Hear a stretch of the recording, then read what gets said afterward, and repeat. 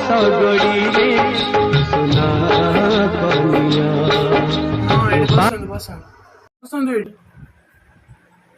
हाँ हाँ बस बस आज्ञा आज्ञा ये बस बस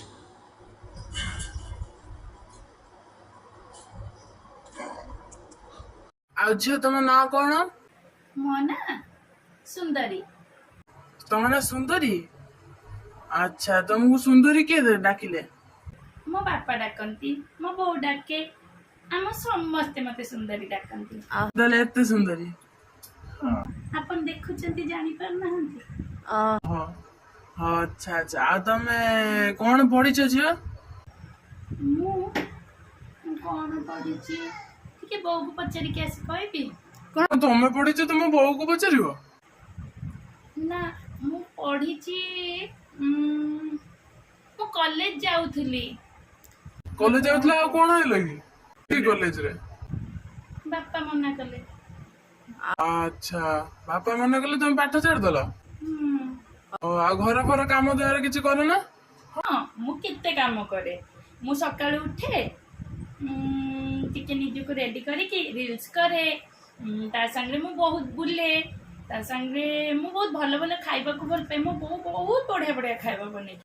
ତମେ ତ ରିଲ୍ସ କର ସବୁ କର, तो काम क्यों करे ଘର କାମ ବୋଉ କରେ, ମୋ ସାନ ଭଉଣୀ ଅଛି ସିଏ ବି କରେ। ମତେ ସେମାନେ କିଛି କରିବାକୁ ଦିଅନ୍ତିନି। ଆଉ ତାହେଲେ ତ ତମେ କିଛି ଶିଖିନଥିବ? ଶିଖିଯିବି ଧୀରେ ଧୀରେ। ଆମକୁ ତ ଗୋଟେ ସବୁ ଘର ଘରଣା ଝିଅ ଦରକାର ଥିଲା, ଆଉ ତମେ ତ କିଛି ଶିଖିନ। ବେଶୀ କଥା କହୁଛି, ଯେମିତି କି ମୁଁ ଯାଇକି ତା ଘରେ ପୋଛା ମାରିବି। କହୁଛ କି ମନେ ମନେ? ନା ନା, ମୁଁ କହୁଥିଲି ମୁଁ ଧୀରେ ଧୀରେ କରି ସବୁ ଶିଖିଯିବି।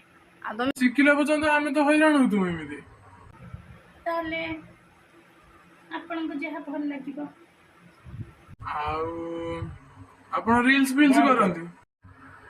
ଆଉ ଆପଣ ତ କହିଥିଲେ ଆଜ୍ଞା ଆପଣଙ୍କ ଝିଅ ସବୁ ଶିଖିଛି, ଆଉ ସେ ତ କିଛି ଶିଖିନାହାନ୍ତି। ଆଉ ନହେଲେ ସେ ଶିଖି ସାଖି ସାରନ୍ତୁ, ଆମେ ଆସିକି ପରେ ଦେଖିବୁ ଆଉ। ନା, ମୁଁ ଗୋଟେ କଥା କହିବି। ହଁ ହଁ, କଣ ଝିଅ କୁହ? ଆପଣ ବ୍ୟସ୍ତ ହୁଅନ୍ତୁନି, ମୁଁ ମୋ ବୋଉକୁ ନହେଲେ ମୋ ଭଉଣୀକୁ ଯୌତୁକରେ ନେଇକି ଯିବି, ସେମାନେ ସବୁ କରିଦେବେ। ଆପଣ ପ୍ରସ୍ତାବ ପାଇଁ ମନା କରନ୍ତୁନି। ଆଉ ଆପଣଙ୍କୁ ଆମେ ବୋଉ କରିକି ନବୁ, ଆଉ ସେମାନଙ୍କୁ ବି ଦବୁ ନା କଣ ଆମ ଘରେ ରୋଷେଇ କରିକି ଖାଇବାକୁ? ଆଜ୍ଞା, ଆମେ ଏଇ ପ୍ରପୋଜାଲରେ ଆଉ ରାଜି ନୁହଁ। ଆପଣ ଆଉ କୋଉଠି ଦେଖନ୍ତୁ, ଆଉ ଆମେ ବି ଆଉ କୋଉଠି ଦେଖୁଛୁ। ଆମେ ରାଜି ନୁହନ୍ତୁ, ଆମେ ଆସୁଛୁ। କଣ କହିଲେ ଆପଣ? ଆପଣ ଏଇ ପ୍ରପୋଜାଲରେ ରାଜି ନୁହନ୍ତି? ମୋ ପରି ସୁନ୍ଦରୀ ଝିଅକୁ ଆପଣ